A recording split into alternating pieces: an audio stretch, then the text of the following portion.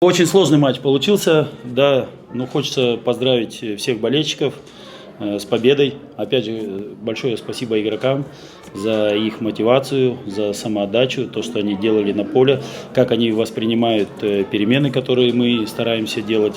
Да, нужно определенное время, но во главу угла сегодня стоял результат, и хорошо, что мы добились, да, взяли очень важные 3 очка.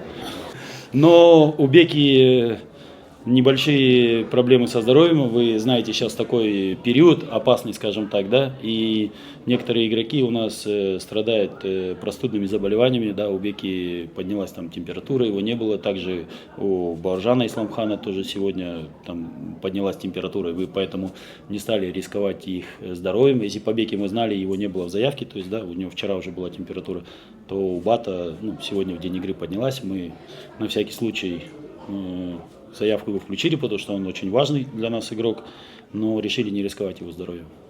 Знаю Айбола и хорошо знаю, он квалифицированный игрок, но часто иногда живет эмоциями внутри, то есть в этом компоненте ему нужно прибавить. Мы обратим на это внимание. Дабасы команда чемпион прошлогодний, и, конечно, все понимают, что защитить титул – это стать чемпионом легче, чем защитить титул, но мы будем к этому стремиться. И сегодняшняя игра показала, игроки отдали все силы, и каждый сражался именно за 3 очка. То есть нам важно побеждать каждую игру.